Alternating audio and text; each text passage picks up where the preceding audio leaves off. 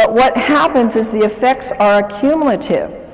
The body uses 2.5 liters, which is about 9 cups of water a day, according to the Mayo Clinic. Now, folks, the Mayo Clinic is mainline and very, very conservative. That is just what you need, folks, to stay alive. Will you please repeat with me? 9 cups just keeps me alive. 9 cups just keeps me alive. So when you hear these things that say 8 glasses of water, 9 cups of water, whatever, it isn't even enough, according to the Mayo Clinic, to keep your bodily metabolism and bodily processes hydrated in the least amount. More causes of cellular dehydration. If you have any kind of work, now strenuous activities can be mental or it can be stress. How many of you have stressful jobs? Most people do or have stress somewhere in their life. Maybe I should have said, how many of you have stressful kids or grandkids? Maybe that's what your trigger is. More hands. Okay, so if you eat foods that are little in fruits and vegetables, they're dried foods. They take a lot of water to digest. And acid, it's like you didn't drink at all. Because acid consumption of water, and how many of us have been diligent about getting purified water? How many of you out there have been really diligent about making sure you don't drink tap water and you drink bottled? Oh, I was adamant, you know, we have RO in our house, we have distilled, we have everywhere I go, we have purified water. It's acid water, you might as well drink nothing. And digestion of, in the digestion process, the fluids are not being replaced. Thirst is the last thing. And you know, I can remember saying to clients, you need to drink more water, and they would say to me, but I'm not thirsty. And I really didn't have a good comeback other than, you need to drink more water. But I sure do now, and you will too. Dehydration occurs when there's more water leaving the body than is being taken in.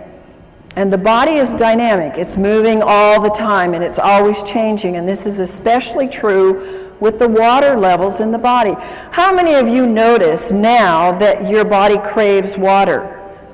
I've noticed since I've gotten on microclustered water, I can tell my body is like listening now. It's like it's woken up all the receptors, and it like says, I need more water. And before, I never was thirsty, and I would forget to drink. So your water routinely needs to be replaced. So we lose it in all of these examples, which we're going to now show you. How many of you are not aging? Oh, we got some. Well, I tell you, after I hit about 45, I started to feel it. And after I hit 50, I started to feel it more. And then the next decade, I felt it more. And I am so thankful to God that He brought into my life and into the United States, because literally this was not available to us many, many years ago, that now I have a tool before I'm 100 to start really challenging my aging process. And you see, aging causes a decreased thirst. It just goes away. And you see many, many older people who say, I'm drinking? And you look, my folks are 93 and 90, they live in a retirement home. Nobody drinks water there. It's like water purifiers. It's like foreign. And they're all suffering too. They're not in very good health. Another thing that we sometimes don't want to hear, don't want to see, is that alcohol causes dehydration. Well, if you're going to drink, then at least be aware you need to drink a whole lot more of the right kind of water to deal with that dehydration it causes. Now, there are special circumstances that cause dehydration, and one of them is burns. And if you know anybody that has lots of burns or little burns, they're going to need a lot more water in their body. Here's another one of those American, don't tell me, don't talk to me about it, I'm going to keep my cup of coffee. You know, when I was very, very ill in my 20s, this is what led me into nutrition and natural health, I had to quit coffee because it was actually pushing my energy down. And I thank God it did, because I realized then what it was not going to help build up my health. And a lot of people just haven't gotten that yet. They haven't figured out that it's reducing your melatonin in your brain. That's very, very important for good, sound sleep. It's decreasing your memory enzymes. I want to be full of a good memory on into my 90s and 100s. It can cause DNA damage. It affects your overall brain functioning. How many students do you know? And when I went to college and grad school, everybody was drinking coffee to what? Think, study, stay awake through the night. I couldn't handle it. Thank God at that time I was sick enough that even coffee wasn't helping me.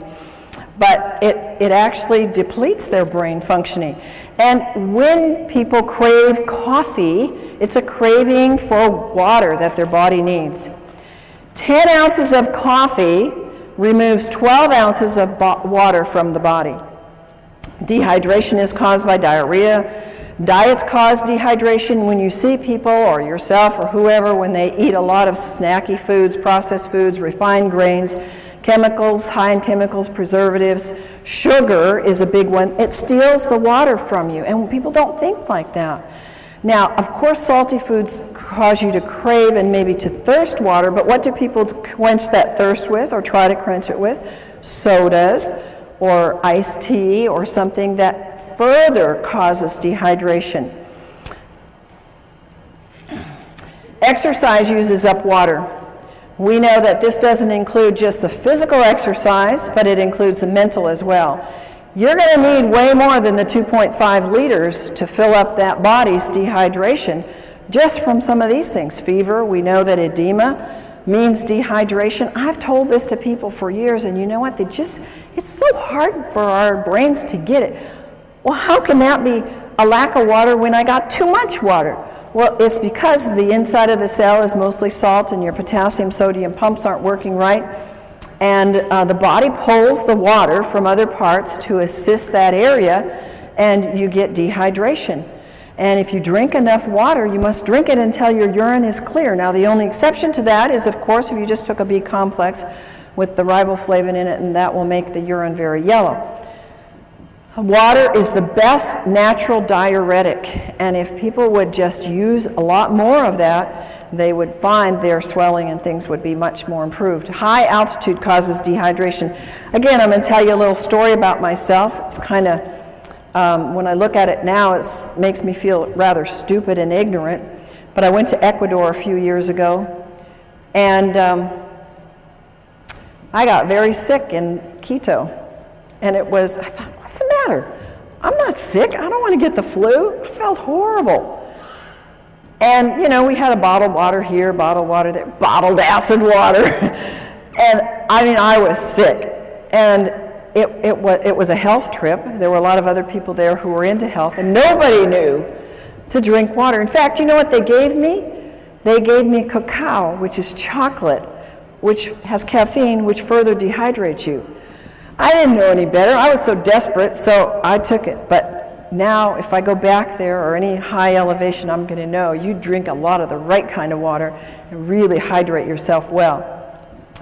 Another reason, we all know this one, we've all said it, we've all known it, is when you're sick, you get dehydrated. And why? Because you got to flush those toxins. And one of the reasons why we get sick is because we haven't flushed the toxins and also haven't flushed them with the right kind of water. Chronically ill people have to have the right kind of water, because if you don't, they just get stuck there and then they cause all kinds of illness. This is a huge area with medications causing dehydration. If you will look in the medicine on the internet or anywhere where they talk about the side effects